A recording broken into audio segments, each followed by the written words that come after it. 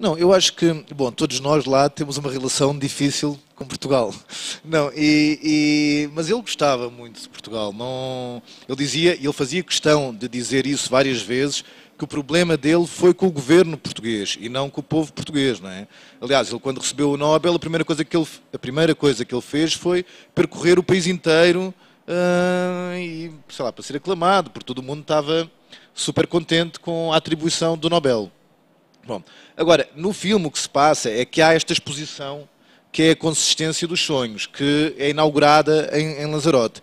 E mais uma vez, porque eles são todos extremamente cuidadosos, mais uma vez nenhum representante do governo português foi à exposição. Então aquilo caiu um bocado mal para o José, para o Saramago. Ele disse, bom, não vieram, então não fazem falta. Bom, mais tarde a coisa, a ministra acabou por ser demitida, não foi por isto, mas ela mais tarde foi demitida e de facto a exposição foi a Lisboa e nesse dia, para compensar, estavam 8 ministros esperando o Saramago no Palácio Nacional da Ajuda, que é um palácio incrível em Lisboa.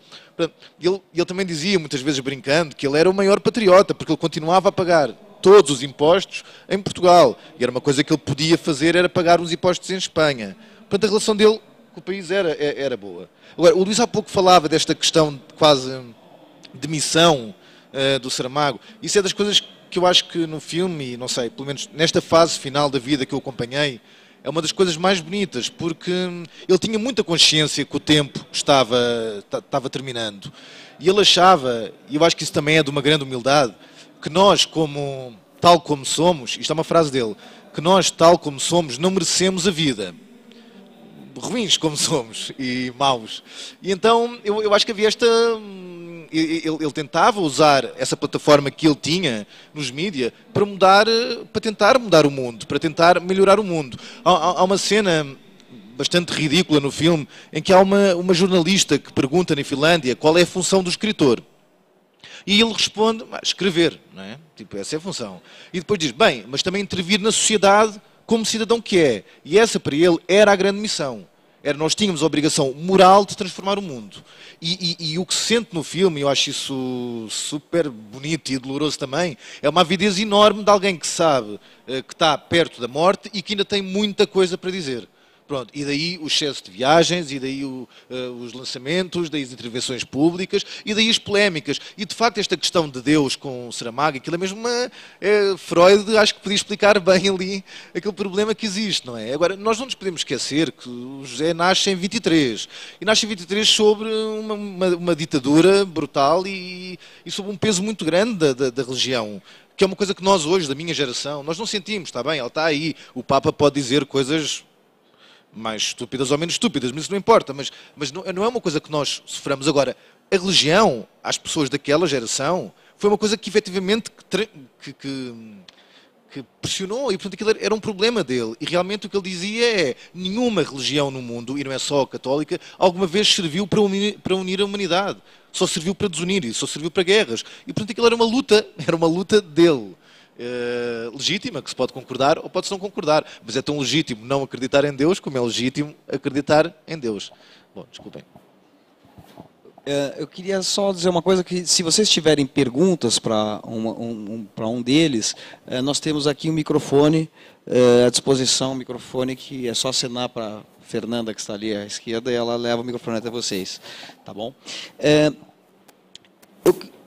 O Saramago sempre, até o último momento, sempre sustentou a sua convicção comunista, né? Ele sempre falou assim, não, eu sou um comunista hormonal, como ele dizia em entrevistas, né? Que assim, ele brincava falando, olha, eu sou comunista porque é uma coisa intrínseca a mim. E, no entanto, a partir de um determinado momento, ele se transforma num homem rico, numa celebridade do circuito internacional, do mundo, mercado editorial. Tem um filme rodado pelo Fernando Meirelles, que é um ensaio sobre a cegueira. Enfim, ele se transforma um homem que, como seu próprio filme mostra, participa da máquina capitalista intensamente. Eu até tive a oportunidade de fazer uma pergunta, eu fiz uma entrevista com ele quando ele lançou Viagem do Elefante, lá na Companhia das Letras, e eu fiz essa pergunta a ele, e ele ficou bravo. Ele falou assim, mas existe alguma coisa fora da máquina capitalista? O mercado editorial tá fora, quer dizer, não existe, né? Então, assim, para viver nesse mundo, tenho que participar dela. Mas a minha pergunta para você, Miguel, é o seguinte, em algum momento, já que você testemunhou ali, né, o cotidiano dele, ele expressava mal-estar em relação a isso? A ser um comunista, ser um crítico da sociedade de consumo, da indústria do entretenimento, e, no entanto, está aí nessa roda viva. Bom, eu acho que, seja qual for o regime, seja qual for o sistema, se nós queremos lutar e se queremos vingar, temos de aprender a jogar as regras do jogo, não é? Não vale a pena estar só chorando e dizer ai, o mundo é feio, e o mundo é horrível, e ai, o capitalismo que ruim, não é? O capitalismo tem coisas boas, o capitalismo tem coisas ruins. O comunismo é a mesma coisa, aliás, acho que se prova, e eu acho que o próprio Saramago, mal ou bem, reconhecia isso, que o comunismo falhou em todas as suas intenções, porque efetivamente o ser humano é um ser defeituoso, de alguma forma. Agora, agora, é assim, o que nós não podemos pedir ao Saramago, não se podia pedir, e aliás eu acho que isso é de um moralismo bem fuleiro, é que ele de repente se tornasse um ermita e andasse com uma túnica para demonstrar a sua pobreza, não é? Ele participava disso a contragosto? Quer dizer... Você acha? Não, a sua percepção ali, se filmando o cotidiano, ele falava... Assim, não, mas o que eu acho é que assim, mesmo esta coisa, sei lá, da venda dos livros ou da comunicação com o público, eu acho que era uma coisa que ele gostava de falar com as pessoas, mas ele tinha também um sentido de dever, em que ele achava, e sim, olha, isso sim tem a ver com o comunismo dele, em que ele achava que ele era moralmente obrigado a dar autógrafos a filas de 500 pessoas, porque ele vivia e dependia daquelas pessoas que tinham comprado os livros dele. E que, portanto, era o mínimo que ele podia fazer. Isto porque eu, sei lá, eu dizia, bem, mas, ó José, como é que você aguenta isto? Como é que aguenta estar a aturar, sei lá, estas coisas que às vezes saturam? Mas ele dizia, não, isto é o mínimo que eu posso fazer. Isto não é nada, não é? Isto é importante para aquelas pessoas.